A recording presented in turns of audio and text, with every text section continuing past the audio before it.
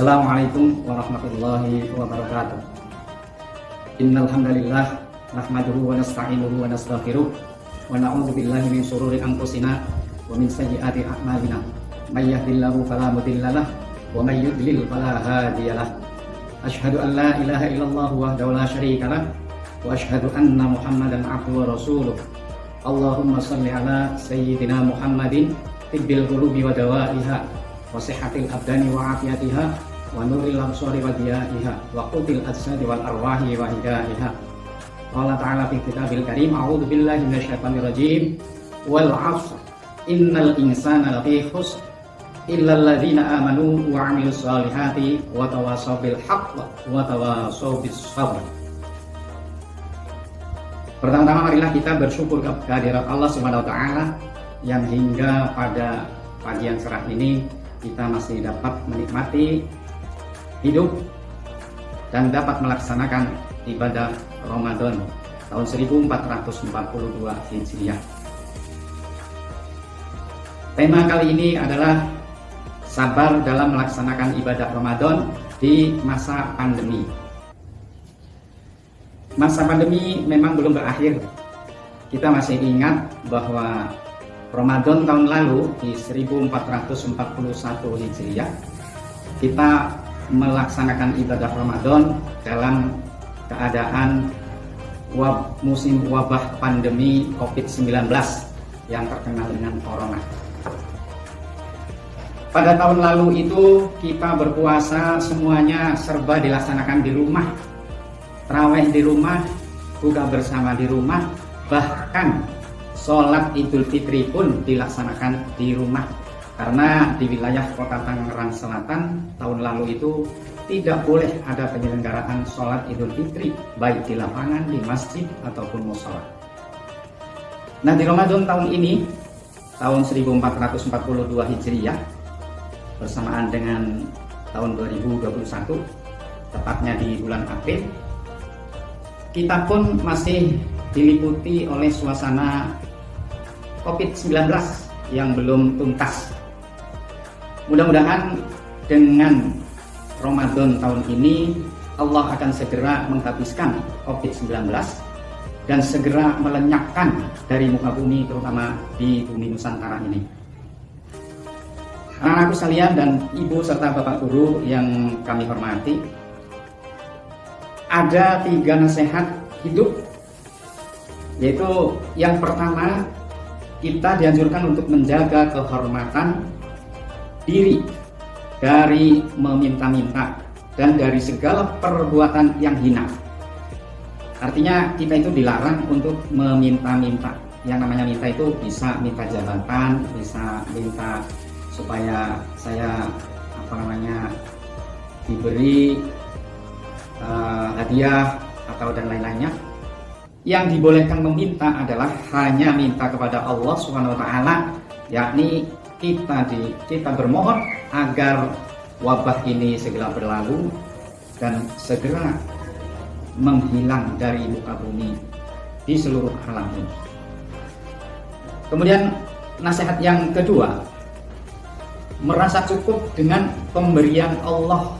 Artinya ketika kita diberi umur panjang, kita merasa bersyukur dan alhamdulillah kita sampai hari ini bisa menghirup oksigen gratis sehingga kita dapat melaksanakan ibadah puasa dengan hikmah, dengan segala macam ibadah yang lainnya seperti sedekah, kemudian silaturahim, kemudian memberikan nasihat-nasihat dan sebagainya. Dan yang ketiga adalah kata kunci di dalam hidup ini, yaitu sabar. Sabar ini kalau kita melaksanakan segala sesuatu dengan penuh kesabaran, insya Allah akan meraih kesuksesan.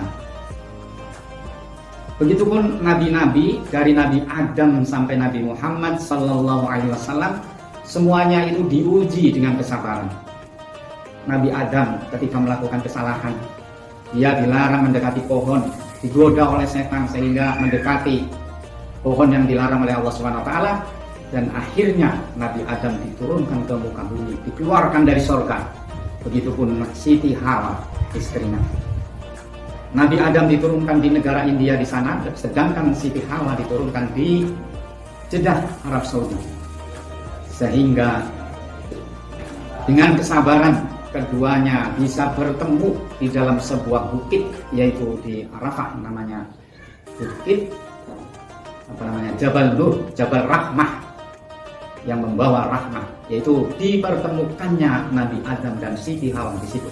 Setelah sekian lama saling cari-mencari, berkat kesabaran maka dipertemukanlah keduanya di bukit Jabal Rahmah itu. Kemudian Nabi Ayub juga diuji dengan sakit, sehingga bertahun-tahun sakit tapi beliau sabar, sehingga akhirnya pun mendapat kesuksesan karena kesabaran itu. Begitu juga Nabi kita yang terakhir, yaitu Nabi Muhammad Sallallahu Alaihi Wasallam. Beliau banyak sekali mendapat ujian-ujian. Yang paling dapat kita jadikan contoh dan kita ikuti adalah ketika beliau Nabi Muhammad SAW mau berangkat ke masjid.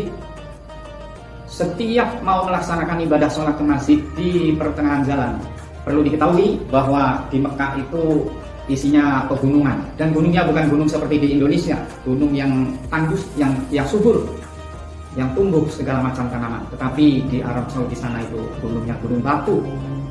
Sehingga ketika Nabi jalan mau menuju ke masjid, ada salah seorang tua renta di atas gunung yang senantiasa meludahi Nabi waktu jalan ke masjid. Tapi ketika ludah menempel di dahi Nabi, Nabi hanya menengok ke atas. Siapa? Dikiranya burung. Jadi ternyata adalah manusia yang meludahi beliau. Begitu setiap Nabi mau berjalan menuju ke masjid, selalu diludahi oleh si tua renta ini. Akhirnya Nabi pada suatu saat tidak mendapat ludah, tidak diludahi. Nabi pun mencari tahu di mana orang yang biasa meludahi, kok tidak ada lagi sekarang. Maka Nabi mencari tahu, dicari sampai naik ke gunung, dan setelah ketemu ternyata orang yang tua tadi yang biasa meludahi Nabi sedang sakit. Dan Nabi pun menanya, oh sedang sakit. Kemudian Nabi menanya kepada lingkungannya, bapak ini biasanya makanannya apa, kesukaannya apa. Nah, kesukaannya itu biasanya makan bubur yang dicampur dengan daging. Maka Nabi menyuruh kepada sahabatnya, tolong buatkan bubur yang dicampur dengan daging itu, makanan kesukaan bapak yang biasa meludahi. Kemudian Nabi dengan sabarnya menyuapi orang ini yang biasa meludahi. Nah, setelah disuapi, kemudian ditanya, siapa kamu? Gitu. Disangkanya anaknya, padahal bukan. Tapi Nabi pun mengaku bahwa saya ini anaknya. Gitu. Akhirnya begitu setelah disuapi, kemudian dia mengaku bahwa saya adalah orang yang biasa diludahi oleh Anda. Maka seketika itu juga bapak tua renta ini langsung beristighfar dan bertobat dan menyatakan syahadat, asyhadu an la ilaha illallah wa anna muhammadar rasulullah. Aku bersaksi bahwa tidak ada Allah, tidak ada Tuhan selain Allah yang wajib disembah, dan aku bersaksi bahwa engkau Muhammad adalah utusan Allah. Sehingga inilah yang ajaran yang diajarkan oleh Nabi, yaitu dalam hal kesabaran. Oleh karena itu, di dalam puasa ini mari kita bersabar menghadapi wabah pandemi ini, tetapi jangan lupa ibadah kita harus dimaksimalkan. Baik itu buka bersama yang biasa dilaksanakan di musola, masjid, ataupun tarawih, ataupun ibadah-ibadah yang lain termasuk sedekah dan lain-lainnya, tetap harus kita tingkatkan. Insya Allah dengan kesabaran kita akan meraih kesuksesan. Sehingga pada akhirnya nanti kita akan meraih di hari Lebaran itu, taqabbalallahu minna wa minkum, taqabbal ya karim. Mudah-mudahan segala amal ibadah kita itu akan diterima oleh Allah Subhanahu wa Ta'ala, dan di penghujungnya kita akan meraih kemenangan. Amin ya rabbal alamin. Demikian, mudah-mudahan ada manfaatnya. Lebih kurangnya kami mohon maaf. Wallahul muwaffiq ila aqwamit thariq. Assalamualaikum warahmatullahi wabarakatuh.